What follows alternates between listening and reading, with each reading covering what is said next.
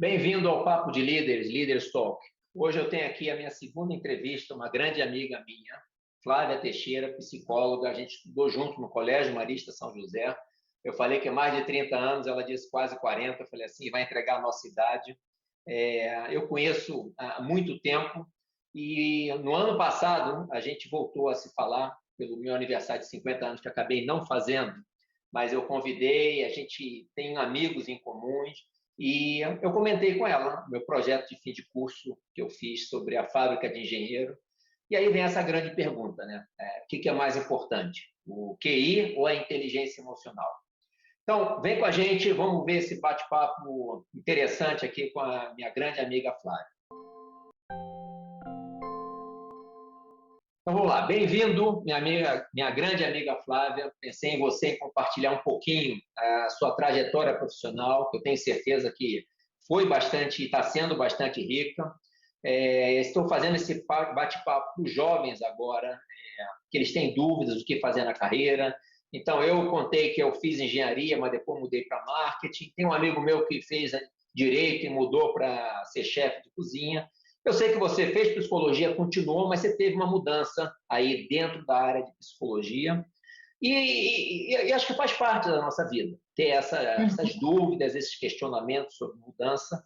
Eu falo que tem até uma frase que eu usei em algum vídeo sobre VUCA, que é uma expressão criada pelo exército americano, que é volátil, uncertain, incerto, complexo e ambíguo. Então, a gente tem que estar preparado. A gente não sabe o que vai acontecer amanhã. Essa pandemia, com certeza, trouxe uma variável nova para o mundo inteiro, não só para um país.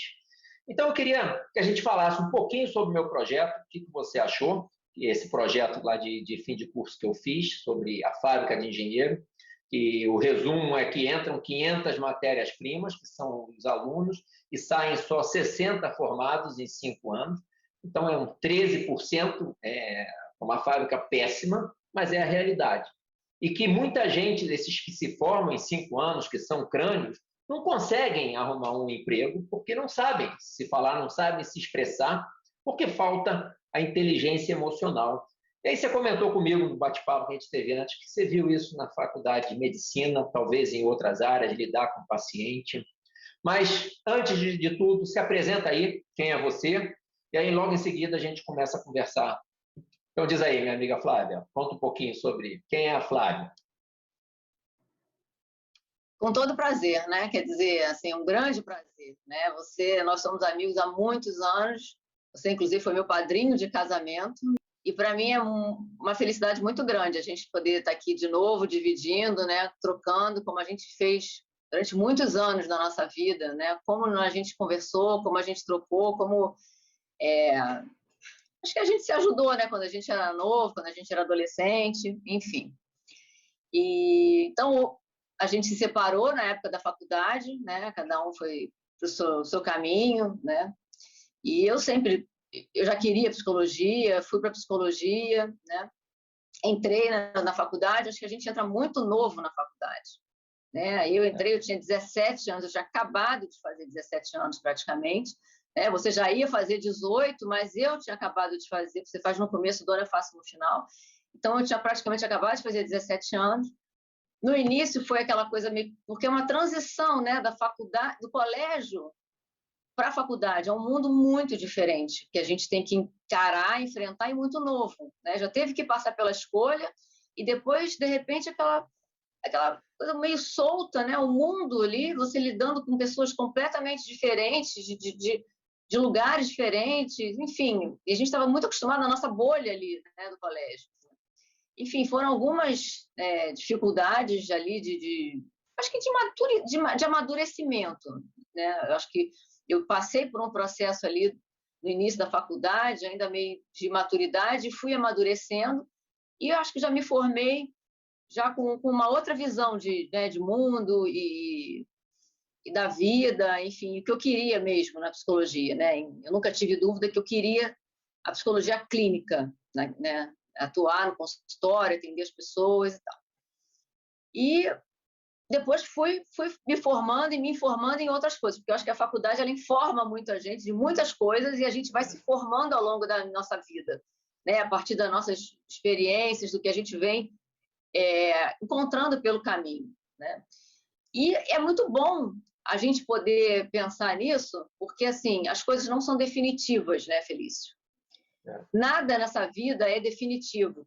Então a gente ter claro isso para a gente, né? É muito tranquilizador, porque a gente não se sente amarrado e preso às coisas, né? Nós podemos mudar e que bom, né? Por isso que, inclusive, eu sou psicóloga e acredito piamente nisso, né? Que nós podemos mudar. Então, assim, a mudança, ela faz parte da nossa vida. Às vezes, a dificuldade de lidar com as mudanças é que atrapalha, né? Que faz com que as pessoas tenham dificuldade de lidar com algumas questões na vida. E, por exemplo, lá, né, no seu projeto, na sua fábrica de engenheiros, né? Eu penso que é aquilo, são Mas pessoas... antes de entrar na fábrica, deixa eu comentar aqui uma coisa que você falou e eu acho que é uma realidade muito interessante. A gente se conheceu na 6ª série, a gente, sim, tinha muito papo sobre matéria, a gente chegou a estudar junto, eu era muito bom em matemática, não era tão bom em outra, ajudava, não era bom, mas a gente conversava sobre o lado pessoal também. Eu me lembro que era uma coisa que sempre teve presente, não era só o lado acadêmico. Eu acho que isso e facilitou, que foi uma coisa que você me alertou e na época eu tinha até me esquecido, na faculdade, pelo menos na de engenharia, tem um sistema de crédito, você não tem uma turma. A gente tinha uma turma que você conseguia formar um grupo de alunos. Na faculdade, você, se desse sorte, se você escolhesse a mesma matéria, você caía na turma dos outros.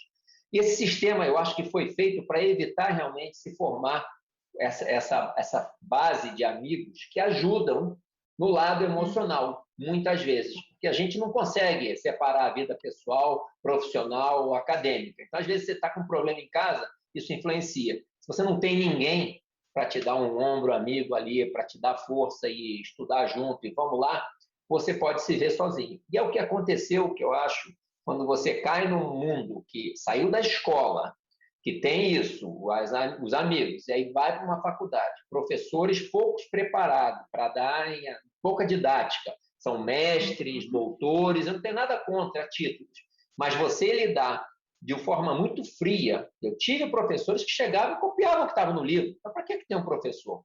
E depois chegava na prova, todo mundo se dava mal. A frustração, e você que era um bom aluno na escola e chegar em casa agora e mostrar uma nota baixa, uma faculdade cara, que foi no caso essa que eu fiz, o projeto de fim de curso.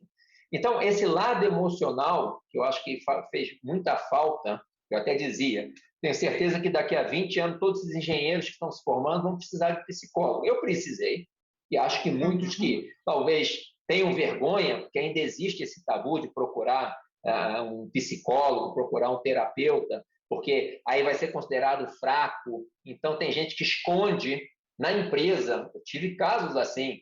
Não, eu tenho que sair, tem uma coisa, um problema pessoal, e na verdade estava indo para o terapeuta. Então, eu queria que você falasse um pouquinho, o projeto foi isso, eu acho que você concordou com o que está escrito ali. Até vou mostrar esse diagrama agora aí, que entraram 467 pessoas e se formaram 63. Tem muito refogo, muito retrabalho, sem o apoio, muitas vezes, dos amigos, sem o apoio da família, que, na verdade, é uma faculdade te joga num mundo que você não está preparado, muito novo, como você disse, com 17, 18 anos, decidir o que você vai fazer na tua vida. Então, se você puder falar um pouquinho sobre essa parte da falta emocional, que você disse que você viu em outros cursos também, desse apoio, e eu acho que esse tema da vergonha também, as pessoas terem vergonha de dizer que estão precisando de um auxílio. Então, fala aí, minha amiga. Sim, né? Exatamente assim, o que eu mais lembro da nossa adolescência e tudo eram das nossas conversas, né? Eu sempre disse aquelas coisas que falam, né? Aqueles ditos, Porque não existe amizade entre homem e mulher. Eu sempre falei, existe sim, porque eu sempre tive um grande amigo na minha vida que foi o Felício, né? Desde nova, a gente sempre foi, para mim sempre foi um amigo muito importante, né? Então isso me ajudou sempre muito, você sabe disso, né? E então assim, a gente quando sai, a gente precisa, né? Nós somos seres de relação. Então a gente precisa das relações. E o que acontece que eu percebo nas faculdades é aquilo, vem um, sai outro, tem os créditos, você faz uma ONU, você faz um crédito com um colega, no outro você já não está mais junto daquele colega, né? E as faculdades, elas não preparam a gente, assim, para as relações, né? Elas não trabalham relações. Eu vejo isso, assim, na faculdade de medicina, porque, assim, é um público que eu gosto muito de trabalhar, né? Porque ao longo da minha vida, eu tinha 10 anos de formada, eu quis me especializar em psicologia hospitalar. Naquela época nem existia essa formação, né? Então, eu fui fazer psicossomática, porque tinha estágio em hospital. Depois, acabou que o curso não teve o estágio. Eu fui por meios próprios procurar um estágio. Fui fazer estágio como profissional já no Hospital Municipal. E ali tive contato com muitos médicos. Então, assim, eu via que eu me relacionava de uma forma com os R1, né, que são os residentes do primeiro ano de residência. Eles estão super ali e são solícitos e conversam e tal. O segundo ano eles já estão mais distantes. No terceiro e no quarto a gente já não vê mais. Eles já estão operando, eles já estão muito distantes. Por que eu percebo? Porque eles vão criando mecanismos de defesa para poder se relacionar com esse mundo que eles também se deparam.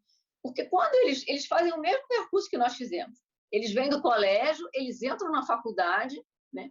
E na faculdade de medicina, em específico, eles vão ficar 4 anos estudando matéria, né? Matéria, muita cobrança, né? E não vem a prática. Quando eles vão ver a prática, que é nua e crua, a realidade, inclusive, do nosso país, né? É muito difícil de lidar com aquilo tudo. Então, eu sempre entendi que o médico ele vai criando mecanismos de defesa para poder lidar com aquilo. E eu acredito que os mecanismos de defesa eles existem porque a gente precisa se defender, exatamente. Mas não a ponto de se distanciar do outro ser humano, né? Como a gente escuta falar, médico é frio, médico é isso, médico... Então, assim, eu sempre quis trabalhar junto com o médico, mas no lado deles, no sentido assim, eu entendo por que você está distante. Né? Vamos trabalhar isso para você poder se aproximar. Então, coisa de 3 anos atrás, eu fui fazer especialização, que é o quê? É metodologia de aprendizagem ativa, né?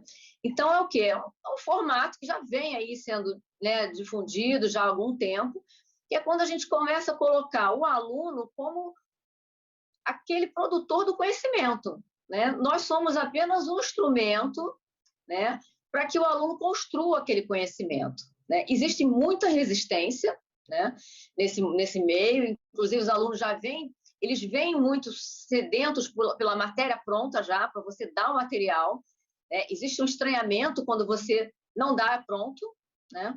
Mas a gente vê que é assim, a diferença das pessoas construindo, né? Então, o que você fala no seu projeto, que não tem o grupo, né? Nessa proposta da metodologia de aprendizagem ativa, é grupo o tempo todo, e a gente debatendo, sabe? Construindo aquilo, né? E eu fui fazer essa especialização exatamente para dar aula na faculdade de medicina. Porque existem muitos casos também, como você falou na engenharia, de pessoas que desistem, de pessoas que não conseguem completar, né? De pessoas que adoecem seriamente, né? De índice de suicídio, enfim. Tem uma série de coisas que a gente não fica sabendo, né? Porque tem um ponto também. As pessoas não são acostumadas a ser frustradas, né? A gente hoje vai vendo que crianças vão crescendo, né? Ainda mais hoje no nosso mundo de internet, que tudo está na ponta do dedo.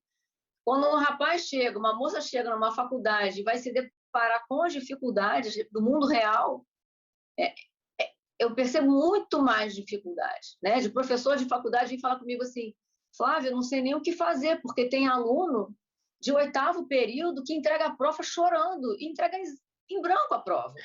Eu falo assim, você tem o 0 já, tenta fazer alguma coisa, sabe? Então, assim, Isso professor de medicina, professora de outra cadeia, de outra faculdade, né, também, que lida com jovens, assim, da dificuldade. Né? Isso que você falou da dificuldade de buscar ajuda é notório, né? Porque as pessoas não param para pensar que parar para buscar ajuda é parar para se olhar. Né? Parar para se olhar não é fácil. Né? Não é quem é fraco que para fazer isso. Né? A gente precisa ter muita força interna para bancar essa história de parar, sentar e olhar para dentro. Né? E ver assim, qual é a minha responsabilidade nisso tudo aqui. Né? Porque todos nós temos responsabilidades, né, nas coisas, nas nossas escolhas. Né? E você falou uma coisa que é verdade. Eu acho que está escrito na porta de Delphi, alguma coisa assim, conheça-se a ti mesmo e você conhecerá. Realmente, eu acho que uma das coisas mais difíceis é você se conhecer. E tem muita gente que tenta fugir disso, né, e busca alternativas para não se conhecer. O autoconhecimento realmente não é fácil. E uma coisa que você está comentando sobre mudar a didática, o estilo de aprender e que o aprendizado. Eu vi recentemente uma figura, já tinha ouvido isso, né, da curva de aprendizado, que você demora. Primeiro, você é inconsciente e incompetente, você não sabe que não sabe, aí se torna consciente e incompetente, você tem consciência, não sei isso, aí você se torna consciente e competente, mas você tem que pensar, feito andar de bicicleta. Você nunca viu uma bicicleta, você não sabe nem sabe que existe bicicleta. Aí você vê uma bicicleta, você se torna consciente que é incompetente. Aí você aprende a andar de bicicleta, você tem que pensar para não cair. E depois, no final, você se torna inconsciente competente. Você nem pensa mais, você já anda sem fazer. Mas eu recebi uma foto que eu vou compartilhar aqui.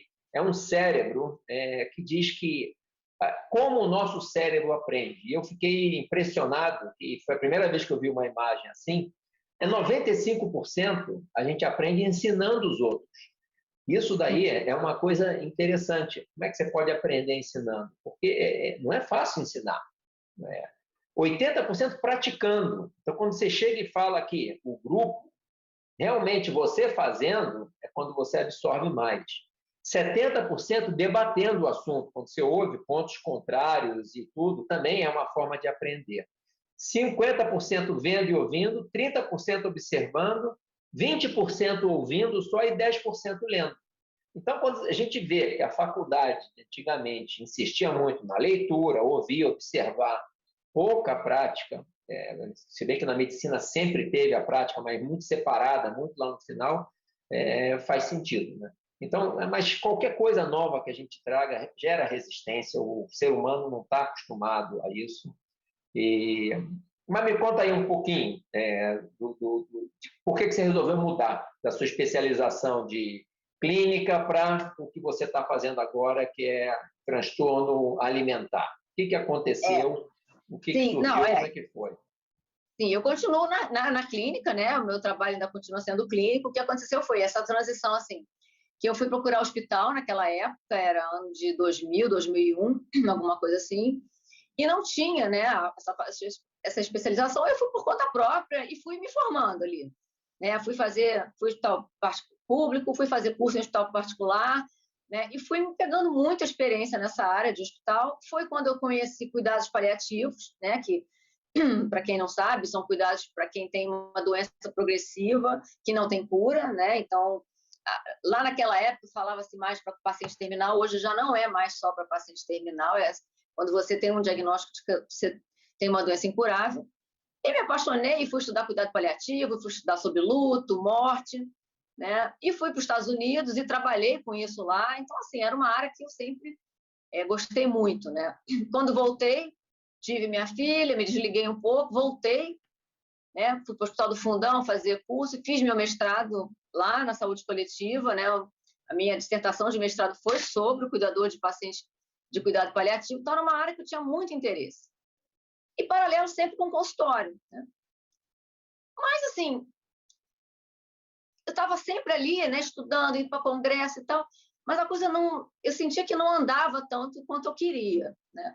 E aí, quando eu fui fazer essa outra especialização, que era para dar aula lá na medicina, né, do processo de aprendizagem ativa, eu conheci muitos médicos, né? Eram, acho que 11 médicos e uma nutricionista, né? Então, assim, nós trocávamos muito, era assim, foi uma turma muito legal. E ali, naquela época, eu comecei a ser chamada por algumas nutricionistas, por algumas amigas, uma amiga de colégio, para poder falar sobre transtorno alimentar, porque começou a perceber, assim, muitas meninas, principalmente, com a questão da bulimia nervosa, da anorexia, e eu fui começando a ser chamada para falar sobre essas coisas. Estudava, ia falar, mas eu sentia que a coisa era mais complicada, mais séria, né, do que eu pensava. E nesse curso lá tinha uma médica, que eu me dou muito com ela hoje, e ela me indicou um curso em São Paulo, que era a referência.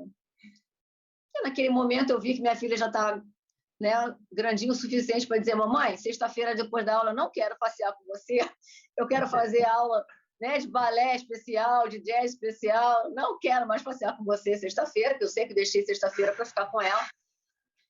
E falei: bom, eu vou para São Paulo, né? E aí fui para São Paulo durante um ano da minha vida para me especializar lá no ambulatório de transtorno alimentar da USP, e descobri que realmente é um universo que a gente não tem ideia, é muito complexo, né? Não existe um fator, é multifatorial, é uma coisa, são doenças graves, a anorexia nervosa é muito grave, é o transtorno psiquiátrico, porque são transtornos psiquiátricos, que mais mata, né? Mata mais do que a depressão, porque mata por questões fisiológicas, nutricionais e por suicídio, né?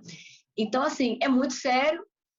E, de repente, foi eu fazer essa especialização, as coisas começaram a fluir muito, assim, sabe? Sem eu imaginar que seria no ritmo que foi, né? Então, mesmo com a pandemia, inclusive com a pandemia, muitos casos começaram a aparecer, né? E hoje eu estou aqui, né? Quando eu estava lá fazendo especialização, eu saí do outro consultório, que eu, durante anos, dividi com uma amiga minha, grande amiga minha. Foi difícil fazer essa mudança, né? As mudanças não são fáceis, né? Era uma zona de conforto para mim, eu estava ali no consultório com a minha amiga, dividindo tudo e tal, mas, de repente, eu vi que eu precisava ter o meu espaço, né? Eu precisava sair, eu precisava mudar, né? E aí conversamos e tudo, vim sozinha, né? Porque a gente tem que enfrentar, né? Assim, né? E ver quais os recursos que a gente tem. Não são os recursos materiais, mas os recursos internos para poder, né, fazer as coisas, administrar as coisas, né? Então, as coisas andaram muito, né? Então, hoje, realmente eu tenho muito, né? Eu trabalho com bastante transtorno alimentar, né? Tenho nutricionista, psiquiatra, é a base do cuidado de transtorno alimentar, né? É psicologia, nutrição e psiquiatria. Então, assim, é um trabalho que está me dando muito prazer, assim, sabe? Muito gás, né? Porque, assim, são casos que demandam, né? E eu tenho essa energia para trabalhar, né, com essas pessoas. Então, assim, a gente pode mudar, né, o tempo todo e não tem problema nenhum, né?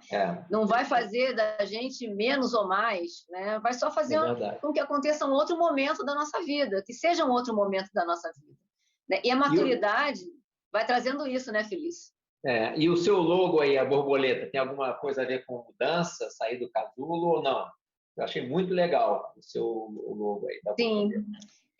Foi assim, eu sempre gostei muito de borboleta, né? Amo as borboletas, sempre amei borboletas, né? E quando eu comecei a pensar nessa história de fazer um logo, né, eu sempre fui muito travada nessa questão de marketing, né? Eu, como psicóloga, sempre fui muito mais na minha, né? Sempre, para mim, o psicólogo não tem que ser muito exposto, se expor muito, né? Mas hoje em dia, se a gente também não se expuser, ninguém sabe que a gente existe, né? Então, mas eu acho que tem que ser feito com muita cautela isso, né? Então, devagarinho eu fui fazendo. E aí, quando você vai fazer uma logo, as pessoas fazem um questionário, né, sobre você, sobre o seu gosto, sobre isso aqui. O que você gosta? Eu falei, borboleta. Aí a primeira moça que fez uma borboletinha e tal, ficou fofinha, mas ficou fofinha, né? E aí eu tenho uma prima, que é uma pessoa assim, que eu gosto demais também, que a vida também a gente acabou se separando, mas que já tem alguns anos, a gente voltou a se dar, a se ver. E ela falou, minha prima, eu quero te dar a sua logo de presente. E ela trabalha, né? Ela trabalha, ela desenvolve logo, ela desenvolve marca. Ela falou, quero dar para você de presente. Né? E aí ela fez mais de novo um questionário e tal.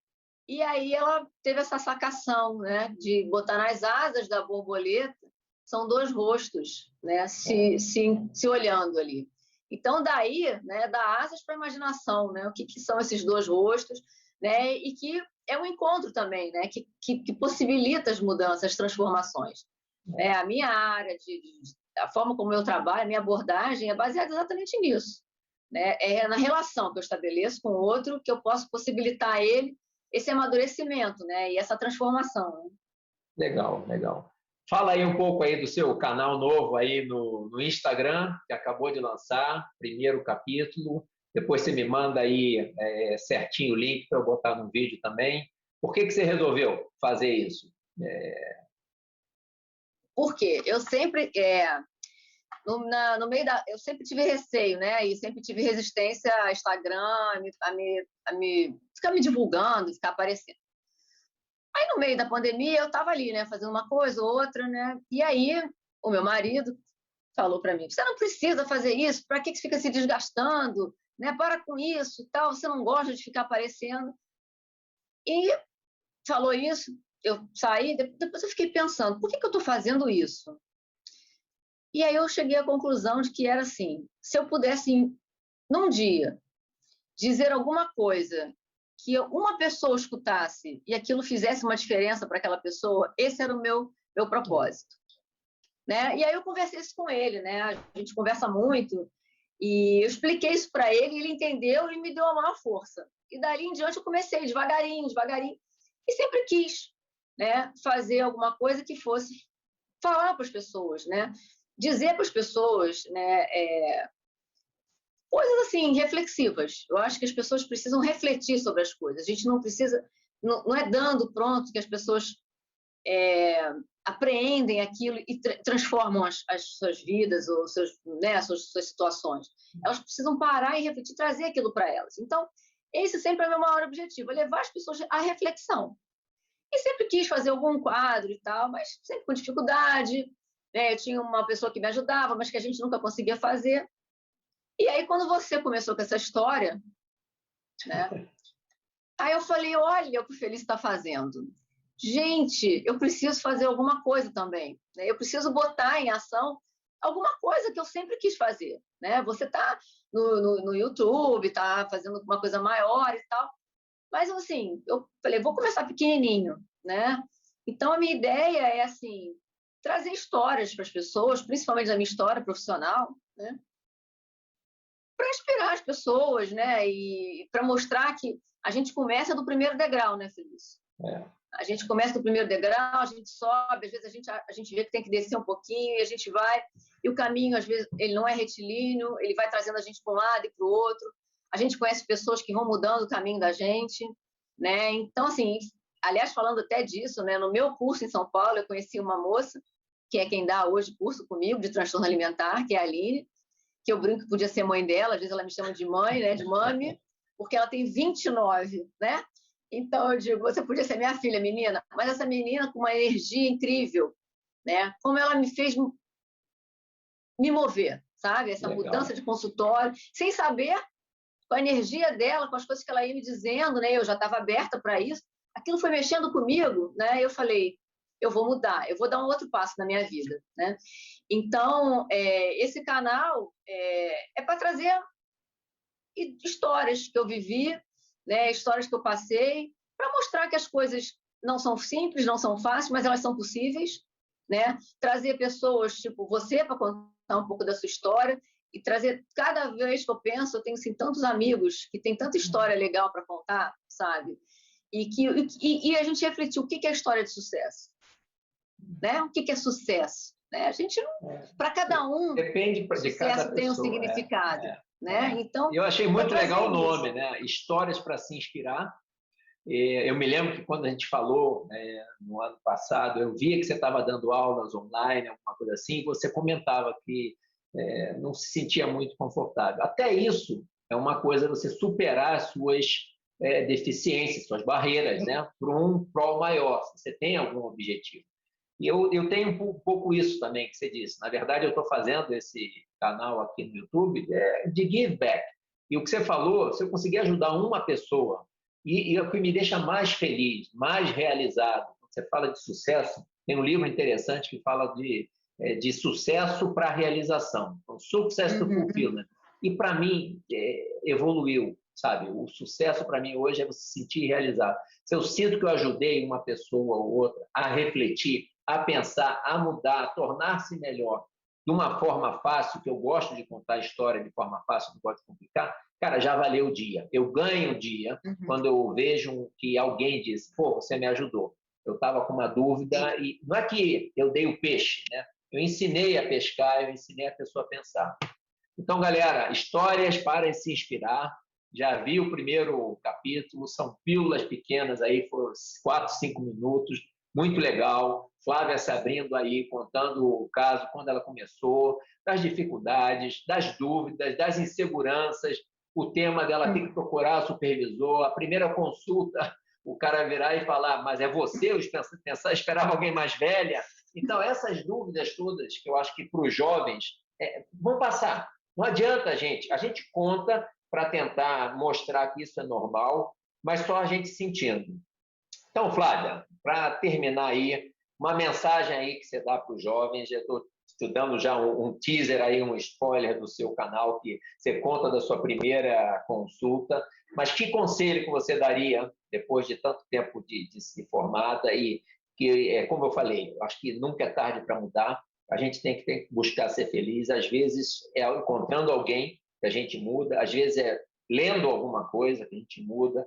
Você não precisa gostar do filme inteiro ou do livro inteiro, mas se você viu uma partezinha que serviu para te mover, te fazer diferente, já valeu a pena. Às vezes você tem que ler o livro inteiro para gostar de um parágrafo. Assim é a vida. Então, o que você diria aí de conselho para os jovens que estão em dúvida, já fazendo faculdade ou que querem fazer faculdade? Conta aí para a gente aí, o que você daria de conselho? A ferramenta mais potente que eu penso, né, que eu vou dizer sempre, é o autoconhecimento, é você buscar, né, se conhecer para você poder, inclusive, entender, porque às vezes as coisas estão incomodando e a gente não consegue entender, identificar de onde é aquele incômodo. Né? Então, isso acontece muito. Às vezes você está vivendo a vida, está naquela correria, inclusive hoje, né, ninguém para o tempo, e tem incômodo, e você não está dormindo direito, e você não está se alimentando, né? E quando a gente vê, está bebendo demais. Enfim, vai fazendo uma série de comportamentos que vão dando sinais que as coisas não estão bem. Né? Então, assim, para quem não entrou ainda na faculdade, existem vários profissionais, existem trabalhos que são sérios, que podem ajudar, que é diferente da nossa época, que a gente ia lá fazer aquele xizinho, né, e dava no final, você dá para isso, isso e isso. Hoje não, hoje existem trabalhos que são feitos de orientação mesmo, né, com uma base clínica, que leva a pessoa a refletir também sobre aquilo que ela está pensando, que ela está conhecer mais a fundo aquilo. Né? Então, assim, tem orientação profissional. Na faculdade, assim, tá aberto também, né? E pensar, não é definitivo, né? Eu posso mudar. Isso que você falou de uma coisa que você leu, isso aconteceu comigo na faculdade. Você falou isso agora já no final, né? Mas isso foi uma coisa que mudou a minha vida, né? Quando eu estava dizendo que eu passei por um momento no início de maturidade, né? De tipo assim, para que serve essa matéria? Porque a gente não sabe, né, Feliz? No início da faculdade, a gente recebe matérias que, para que isso, assim? A gente não entende ali, né? Então, naquele momento, para que isso? E aí, um dia eu estava ali assistindo uma aula, iam ter 3 tempos de aula. Eu falei, 3 tempos, né? E aí estava ali, assim, né? Aí entrou uma professora e começou a falar. E eu digo que ela começou a falar e que nunca mais eu parei de escutar ela. Eu tenho até vontade eu até me emociono, porque até hoje ela faz parte da minha vida, né? Então, ela passou a ser assim, ela passou a ser a minha orientadora, ela virou minha amiga, quase que, né, eu digo que ela é vó da minha filha, sabe? Ela está comigo até hoje, né? Legal. Então, assim, são são 30 anos com ela, né? 40 contigo e 30 com a Verônica, né? A Verônica, ela faz parte da minha vida, assim, foi uma pessoa que ela sempre diz, não, tá bem, mas se você não tivesse feito, as coisas não aconteceriam. Sim, eu sei que as coisas não teriam acontecido, se não fosse eu ir fazer, né? Mas a partir dali, sabe? Daquele, Qual foi a chama, fala, né? Qual foi o... Sim, aquela fala trigger, ali né? me fez parar e falar, opa, o que ela está falando, sabe? E aí eu fui escutando, né? E foi uma pessoa que me fez aprender muito, que me ensinou que a vida não é fácil, que crescer não é moleza, né? E que temos que assumir as responsabilidades pelas nossas escolhas, né? E que somos livres para escolher. É que isso dá muita angústia na gente, né? Então, as pessoas pararem e perceber, assim, que a gente pode escolher, né? Somos livres para isso, né? Agora, nós somos responsáveis. Então, assim, a gente escolhe, vê a consequência, vê o que vai fazer com aquilo, né? E vai tornando nós cada vez vamos nos tornando mais potentes à medida que a gente vai correndo esse risco, sabe, Feliz? Eu acho que talvez a maior, né, a maior tip, a maior dica seja corra os riscos, sabe? Se permita correr o risco, sabe? Vai em frente, né? Legal. Eu acho que esse final aí te emocionou aí, não estava no script, mas é uma verdade. A gente tem que ter, às vezes, alguma coisa que nos faz nos motivar, né? Porque não existe, a minha última regra lá, o sucesso só vem antes do trabalho no dicionário. Quer dizer, tem que ter trabalho, tem que ter sacrifício, nada vem de graça. A gente tem que entender isso. A gente colhe o que planta. Então, eu acho que muito obrigado por você estar sendo aberta, transparente aí, dizendo, porque isso vai servir de inspiração, com certeza, para outros. Eu recomendo também, tente encontrar alguém que você seja o seu ídolo. Pode ser no esporte, pode ser uma celebridade, pode ser alguém perto de você, que você admire, porque muitas vezes a gente vai precisar desse ombro amigo, mesmo que ele seja virtual, mesmo que ele seja desconhecido. Você vai ler sobre aquela pessoa, o que ela passou, o que ela não passou. Então, muito obrigado, Flávia. Muito bom bater um papo contigo. Estou te acompanhando aí. Sucesso na sua carreira. Espero que com essa pandemia termine. Eu acabei não conseguindo celebrar meus 50 anos, nem os 51, mas eu tenho certeza que algum dia isso vai passar. Isso está servindo para que a gente valorize as pequenas coisas e que a gente veja também que a distância não é impedimento. A gente está aqui falando e conversando e que isso se torne mais comum, que as pessoas comecem a valorizar o pequeno, o simples, né? O que é invisível aos olhos muitas vezes. Então é isso, muito obrigado, fica com Deus, um abraço aí para o Sérgio, um beijo aí para a Duda. Depois a gente bate um papo. Estou curioso para saber como é que ela está indo aí, que você disse que ela é muito boa na inteligência emocional e que, para mim, isso é muito importante. É o soft skill que eu falo. Então, não se preocupe muito com a parte acadêmica, não, porque isso no futuro, daqui a uns 5 anos, ninguém vai precisar. Vai estar fingertip aí, a parte de matemática, álgebra, mas a gente tem que cobrar, né, dos nossos filhos, que é o melhor deles. Mas, Flávia, muito obrigado. Obrigada eu. De ter você aí nesse tempo. E agora aqui, galera, espero que vocês estejam gostando. Essa é a segunda entrevista. Eu tenho mais por vir aí. Como eu falei no início, eu vou estar intercalando entrevista, apresentações, histórias. Na verdade, amanhã vai sair uma história do Príncipe Charles, mas quando eu vou estar postando esse vídeo, vai ter sido 2 semanas atrás. Então, é uma história verídica que aconteceu. Na verdade, esse canal é realmente para give back, para dar o que eu aprendi nessa minha carreira, na minha jornada. Fico feliz de ver que a Flávia está fazendo o mesmo lá, com esse canal recente na IG TV, no Instagram. E, de novo, cara, se vocês estiverem gostando, dê um like aqui embaixo, dê comentário, eu leio todos os comentários, são muito importantes para mim o feedback que eu recebo de vocês. Se inscrevam, não é porque eu quero que cresça o canal, para vocês receberem o sininho, o aviso de quando tem vídeo novo, Porque no início eu comecei fazendo para conhecidos e amigos, dividia isso pelo WhatsApp, botava no Facebook. Agora já está chegando um nível que eu acompanho, 30% são pessoas que eu não conheço que estão assistindo, que estão acessando direto. Então, vocês não vão saber se tem vídeo novo. E eu estou lançando, em média, um vídeo por semana, mas às vezes saem 2, como foi semana passada, teve o aniversário do meu pai, eu lancei 2. Então, vale a pena vocês se inscreverem, não custa nada, para vocês ficarem sabendo. Se vocês não gostarem, é como uma outra amiga minha disse, que eu estava sendo muito prescritivo, eu reforço.